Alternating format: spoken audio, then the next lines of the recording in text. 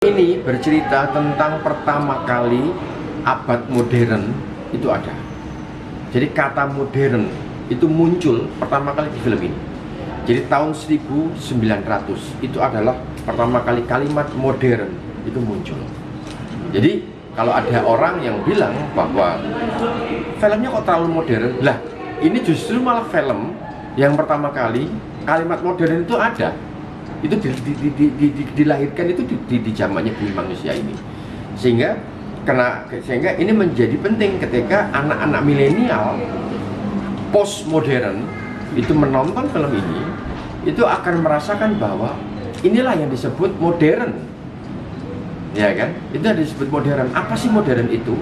Nah, modern itu adalah sikap bagaimana kita punya hak untuk menggali apa yang kita suka, menggali apa yang kita mau, hak untuk berpengetahuan. Sebelum modern, itu pengetahuan itu didominasi oleh gereja, oleh agama, oleh sebuah institusi lembaga negara, gitu kan. Nah, ketika kerajaan seperti itu, nah ilmu pengetahuan di zaman modern itu kemudian diakses oleh siapapun. Jadi kalau anak-anak milenial sekarang ini merasakan ada gairah baru ketika dia menemukan penemuan baru pada pada gadget, pada elit teknologi atau segala macam, itulah yang dirasakan Mingke, yang dirasakan Iqbal. Ketika pertama kali dia menghadapi penemuan-penemuan seperti mesin cetak, kereta api, terus kemudian mesin uap.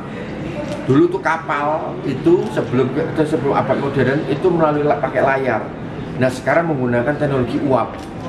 Nah, tidak tanpa layar, terus kemudian dia bisa bergerak sendiri, yaitu ada uap. Sama halnya dengan sekarang anak-anak muda sekarang itu melihat ada fitur-fitur yang sifatnya digital, iya kan? Terus touchscreen, iya kan? Terus kemudian teknologi-teknologi misalnya kayak TV hanya dengan gerakan tangan begini, ya kan, bisa nyala, ya bisa pindahin channel dengan gerakan tangan. Nah, kegairahan itu adalah kegairahan anak-anak muda. Anak muda sekarang itu sama halnya kegairahan anak-anak muda Mingke.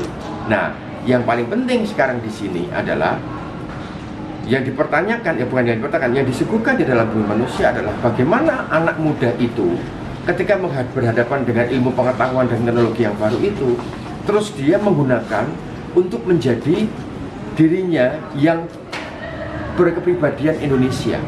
Indonesia itu anak seperti apa sih?